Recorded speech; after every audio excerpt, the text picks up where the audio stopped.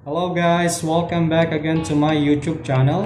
At muli nakita-kita na ulit tayo dito sa channel na ito upang talakayin naman natin ulit ang mga road traffic signs essential with road markings and hazard markings na kailangan natin malaman or maintindihan habang bumabiyahe tayo sa national highways, private roads at expressways. So tara na, let's start!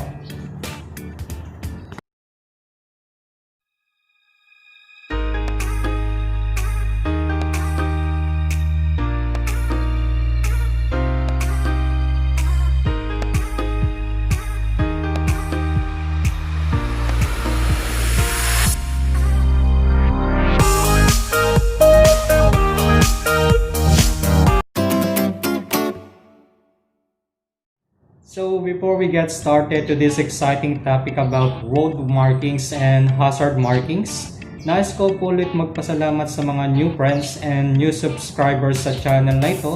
Maraming salamat po sa inyo. Stay tuned lang po kayo at kung bago ka lang sa channel na ito, pakihit naman ang subscribe button at notification bell para makareceive ka ng bagong videos at updates sa channel na ito. So in my last videos, we talk about road signs essential with informative signs and expressway signs. At kung hindi mo pa napapanood ito, pumunta ka lang sa playlist ng channel na ito na may title na Motorcycle Riding and Safety Tips. At para mapanood mo na rin ang iba kong videos about road traffic signs essentials. Paunawa sa mga nanonood nito, discretion pa rin ang kailangan. Kung may tanong kayo, suggestion na komento, pakilagay na lang sa comment section ng video na ito. Maraming salamat. So, simulan na natin. Ngayon, dumako na tayo sa main topic ng video na ito, which is road markings and hazard markers. Ipapaliwanag natin dito ang definition nila, kahalagahan nila, types and examples of road markings and hazard markers, at definition also ng types and example of road markings and hazard markers. So, what is road markings? Road markings, they are in the form of lines, symbols, messages, or numerals, and may be set into the surface of applied upon or attached to the pavement. In some cases, road markings are used as a supplement to their traffic control devices, such as traffic signals and road signs. It guides traffic or gives advance warning or may impose restrictions supported by traffic regulations. Ibig sabihin na ba naman ng mga ito ay ginawa itong mga markings na ito para sa pagbibigay ng gabay sa mga motorista kung paano nila may poposisyon ng kanilang mga sasakyan habang bumabiyahe sila sa national highway, private roads at expressways, at upang magkaroon ng maayos at ligtas na kalsada. Meron ding iba't ibang types ng road markings katulad ng longitudinal lines, traverse lines, object markings, and other road markings. Longitudinal lines. These signs usually can be seen on the road of national highway, expressways, and private roads. It supports motorists on how they can position correctly their vehicles on the road while they are driving or riding a vehicle for the efficient also and control of traffic operation. Longitudinal lines have different types and examples also, so let's start with center lines or separation lines. In these lines, usually you will see solid white lines at the center of the road. So this means that overtaking and changing of lines is discouraged from this line. Unless the traffic is absolutely clear, you may overtake to other vehicles. So, ibig sabihin naman ito na kapag nakakita kayo ng ganito sa kalsada, ay nililimitahan ng pag-overtake dito unless na clear ng kalsada at wala kang makakasalubong na sasakyan. Pwede kang mag-overtake dito.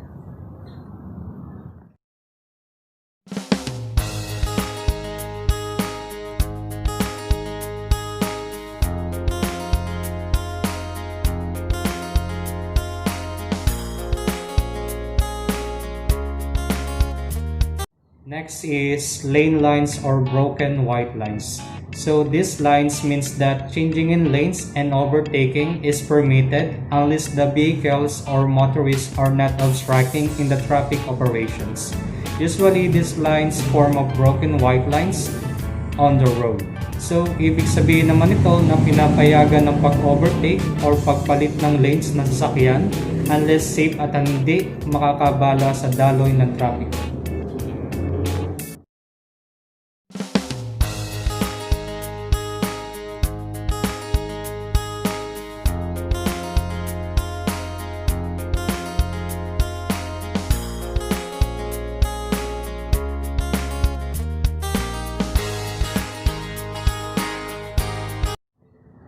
Barrier line double solid yellow lines. So these lines usually can be seen at the center of the road in the form of double solid yellow lines with broken white lines. This means that overtaking and changing of lanes are prohibited unless it permitted. So ibig sabihin naman ito na kapag nakakita tayo ng ganito sa kalsada ay pinagbabawal ang pag-overtake or pag-change ng lane sa kalsada dahil sa delikadong kalagayan ng kalsada, katulad ng curved lanes at dangerous way ahead.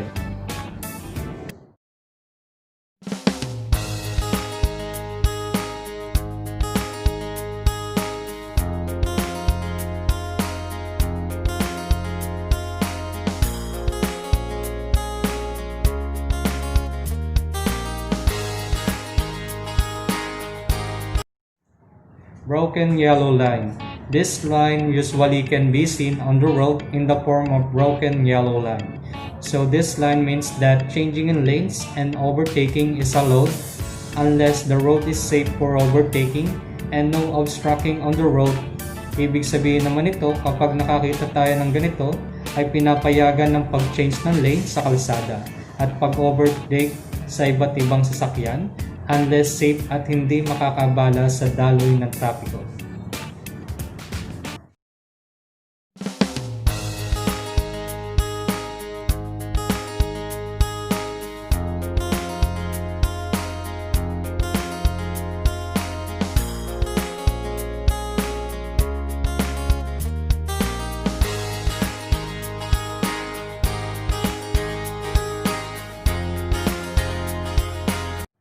Single solid yellow line. This line usually can be seen also at the center of the road in the form of solid yellow lines, and it means that overtaking and changing of lanes is prohibited on both directions. Ibig sabihin naman ito kapag nakakita tayo ng ganito sa daan ay pinagpapagwawal ang pag-overtake sa parehong direksyon ng kalsada.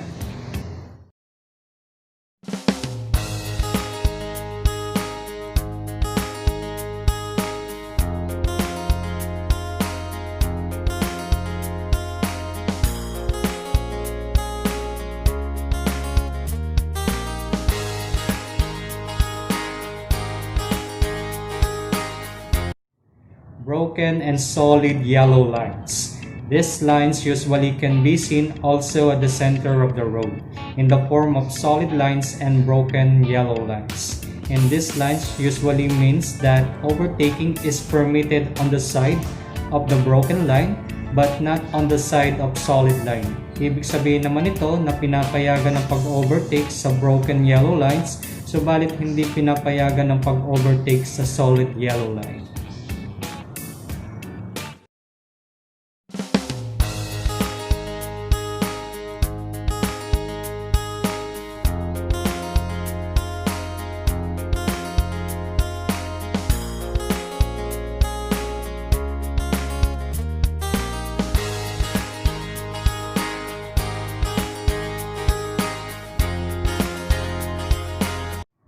Double solid yellow lines. So this line usually can be seen on the blind curve roads and dangerous roads. And this line usually in the form of double solid yellow lines, and it means that overtaking and changing of lanes is prohibited. Ibig sabihin naman ito na kapag tayo nakakita ng ganito sa kalsada or sa daan ay hindi pinapayagan ng pag-overtake sa ibang sasakyan dahil na rin sa delikadong kalagayan ng kalsada.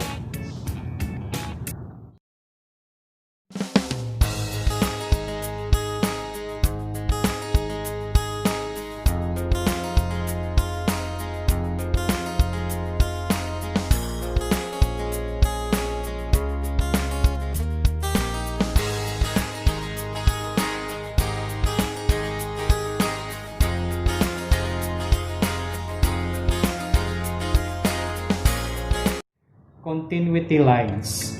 When the driver sees these lines on the left side of the road, means that the lane is sending or exiting, and that the motorist must change lanes if the driver wants to continue in the direction. While continuity lines on the right side of the road, that means that the lane will continue unaffected.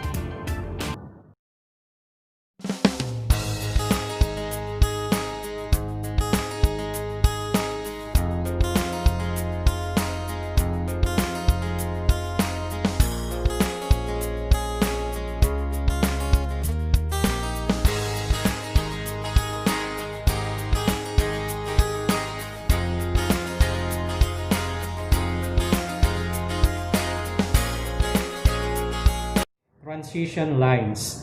These lines are used to guide the traffic safely past obstruction on roadways, such as islands, median strips, bridge piers, or indicate changes in the width of traveled portion of the roadway, and an increase or reduction of speed is needed.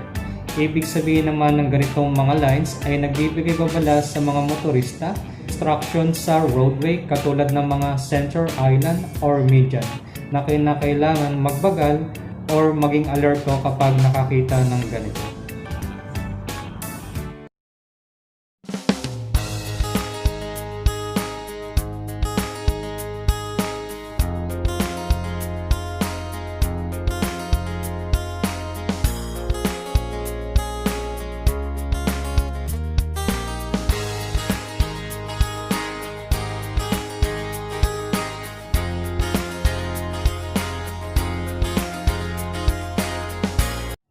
Hazard markers. These markers usually can be seen also at the road with dangerous curve condition. It is used to emphasize to the approaching driver and mark change in the direction of travel and the presence of other examples of hazard markers.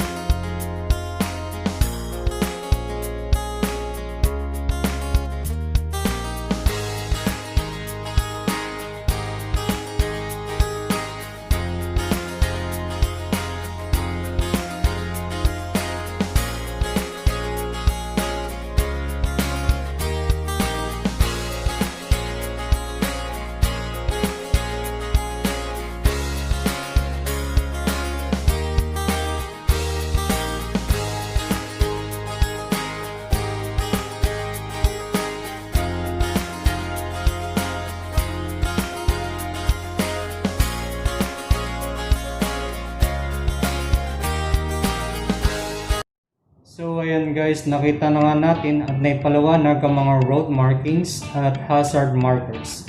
Nalaman na nga natin ang definition nila, kahalagahan nila at mga types and set of examples of these road signs. So ayan guys, nakita na nga natin at naipaliwanag ang mga road markings at hazard markers. Nalaman na nga natin ang definition nila, kahalagahan nila at mga types and set of example of these road signs. At sana marami rin tayong natutunan sa video na ito about road traffic signs essential with road markings at hazard markers upang maging maayos at epektibo ang pagmamaneho natin ng ating sasakyan at pagmumotorsiklo natin sa national highways, private roads or expressways. At kung nagustuhan mo ang video na ito at willing kang makareceive ng mga updates about sa channel na ito, pakihit naman ang subscribe button at notification bell at isama mo na rin ang pag-share sa video na ito sa nakakarami. At muli, ito si Mykmoto Vlog. See you again guys!